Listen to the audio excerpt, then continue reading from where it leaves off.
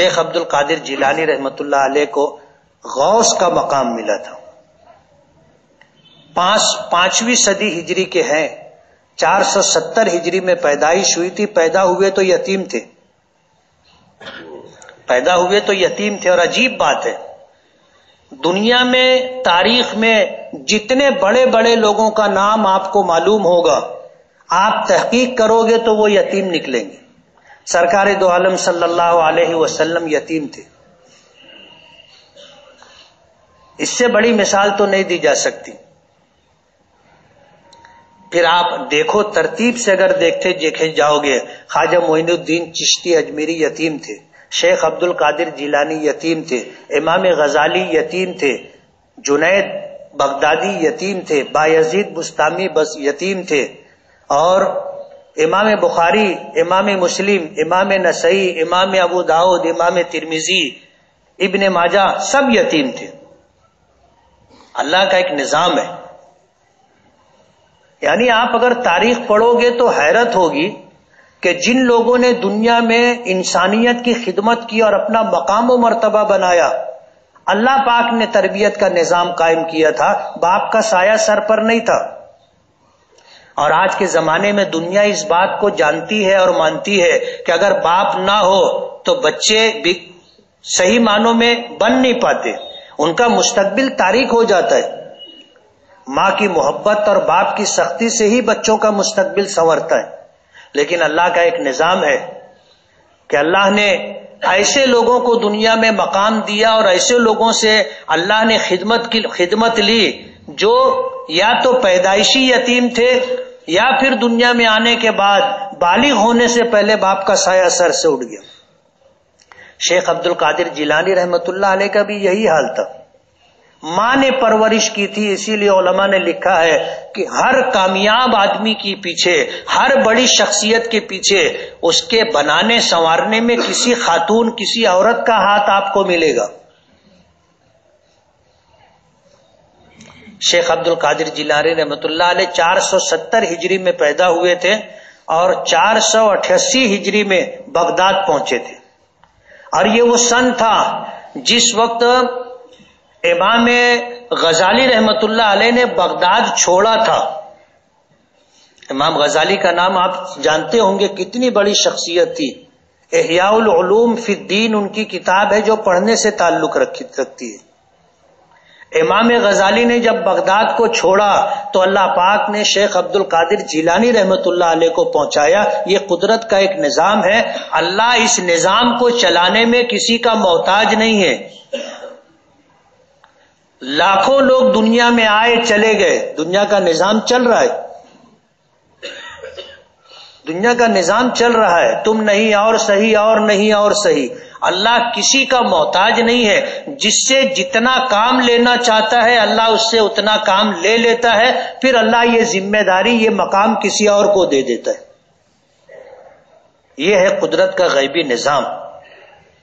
شیخ عبد القادر جیلانی رحمت اللہ علیہ بہت بڑی شخصیت ہے. غنیت الطالبین ان کی طرف منسوب ایک کتاب ہے. علماء کا اختلاف ہے کہ یہ ان کی ہی کتاب ہے یا ان کے شاگردوں میں سے، مریدین میں سے کسی نے لکھی اور ان کی طرف منسوب کر دی، لیکن کتاب ہے اور پڑھنے جیسی کتاب ہے. درس و تدریس اور واعظ و ارشاد کا سلسلہ ایک ساتھ شروع کیا تھا اور اللہ پاک نے ایسی مقبولیت عطا کی تھی کہ ابن تیمیہ رحمت اللہ علیہ جیسے شخص نے یہ بات لکھی ہے کہ علم و دین کی وجہ سے اللہ نے کسی کو اتنی عزت دی ہو جیسی شیخ عبد القادر جیلانی رحمت اللہ علیہ کو دی تھی، میں نے کسی اور کے پاس اتنی عزت نہیں دیکھی. کہ علم و دین اور واعظ و ارشاد کی وجہ سے اللہ نے شیخ عبد القادر جیلانی رحمت اللہ علیہ کو اتنی عزت اور اتنا احترام عطا کیا تھا کہ وقت کے عمراء اور سلاطین عاجزانہ طور پر آ کر دو زانو ہو کر ان کی مجلس میں بیٹھا کرتے تھے. خلفائے بنو عباسیہ کا نام سنے ہوں گے. ان کا اقتدار 535 سال تک رہا، لیکن ان 535 سالوں میں دین میں جو تبدیلیاں آنا شروع ہوئی اور دین میں نئی نئی باتیں آنا شروع ہو گئی.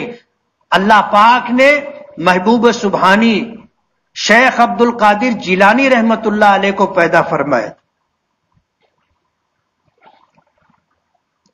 یہ اس صدی کے مجدد تھے، اس صدی کے مجدد تھے. بے پرواہ ہو کر، بے خوف ہو کر کے انہوں نے کام شروع کیا، اور خلفائے بنو عباسیہ کی 535 سالہ حکومت میں دین میں جو تبدیلیاں آنے لگی تھی، جو نئی نئی باتیں دین میں آنے لگی تھی، سب کا خاتمہ انہوں نے کیا. ان کی کرامات میں یہ بات ملتی ہے. جس دن وہ پیدا ہوئے تھے 30 شعبان کا دن تھا. 30 شعبان، چاند دکھائی نہیں دیا. مخلوق خدا پریشان تھی کہ آج شعبان کا 30واں دن ہے آخری، یا رمضان کا پہلا دن. 29 تاریخ کا چاند لوگوں کو دکھا نہیں تھا. لوگ کشمکش میں تھے. لیکن کہتے ہیں کہ اللہ جب اپنے کسی ولی کو پیدا کرتا ہے تو کچھ نہ کچھ ایسی چیزیں ہوتی ہیں جس سے لوگ اندازہ کر لیتے. جیسے ہمارے آقا سرکار دو عالم صلی اللہ علیہ وسلم کی پیدائش ہوئی تو حضرت آمنہ رضی اللہ تعالی عنہا نے دیکھا کہ ایک نور روشن ہے، اور پھر اس نور میں انہوں نے قیصر و کسریٰ کے محلات دیکھے تھے. ہمارے آقا پیدا ہوئے، کسریٰ کے محل کے 14 کنگورے ٹوٹ کر کے گر گئے تھے. دریائے ساوا جو کبھی خشک نہیں ہوا تھا خشک ہو گیا تھا. اور آتش کدہ فارس میں پارسی اور مجوسی لوگ وہ آگ جو 1000 سال سے جل رہی تھی اللہ نے اسے بجھا دیا تھا. حضور کی پیدائش کے یہ وہ اثرات تھے جو دنیا نے دیکھا اور تاریخ کی کتابوں میں ہے. شیخ عبد القادر جیلانی رحمت اللہ علیہ پیدا ہوئے، لوگوں کو تبدیلیاں نظر آئی، اور ان کی والدہ نے بتایا کہ اس بچے کی پیدائش ہوئی ہے، دن بھر اس نے دودھ نہیں پیا. اس زمانے کے اولیاء کرام، اکابرین، علماء، بزرگان دین نے اس بات سے فیصلہ کیا کہ یہ بچہ روزہ ہے، آج یکم رمضان ہے، 30 شعبان نہیں ہے.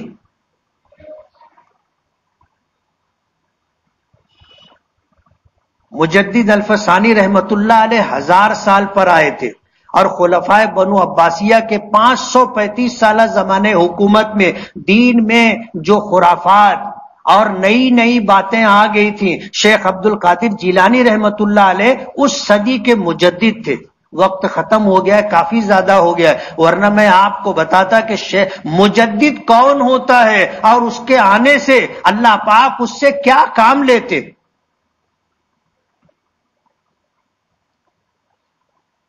شیخ عبد القادر جیلانی رحمت اللہ علیہ نے بہت مشہور واقعہ بال بھارتی میں آپ نے پڑھا ہوگا.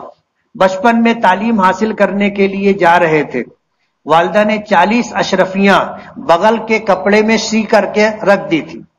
بچپن میں ہم نے کتاب میں پڑھا. راستے میں ڈاکوؤں نے قافلہ لوٹ لیا، جس کے پاس جو تھا سب چھین لیا.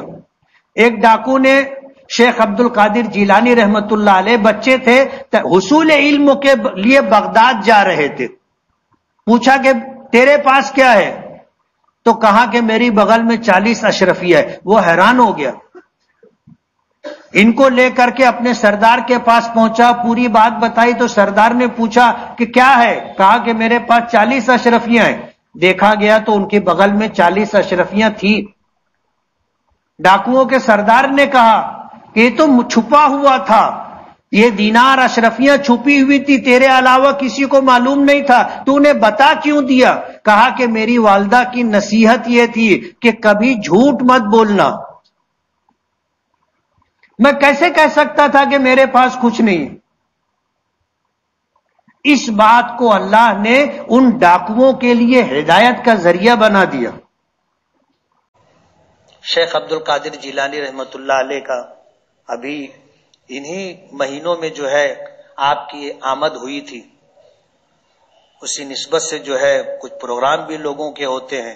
مجھے جو بات عرض کرنی ہے وہ یہ کہ ان اللہ والوں سے نسبت، تعلق، محبت کا رشتہ ہونا چاہیے، اور ہمارے شہر میں اگر کوئی اللہ کا ولی، کوئی نیک شخص، کوئی بزرگ آئے، تھوڑا وقت نکال کر کے جانا چاہیے، ملاقات کرنی چاہیے. ضروری نہیں ہے کہ بات چیت ہو. آپ گئے، اگر ان کی ایک نظر بھی پڑ گئی تو ہمیں ان کی نظر لگ گئی تو ہماری دنیا اور آخرت بن جائے گی. اللہ تعالی ہمیں عقل سلیم اور فہم سلیم عطا فرمائے. وآخر دعوانا ان الحمد للہ رب العالمین.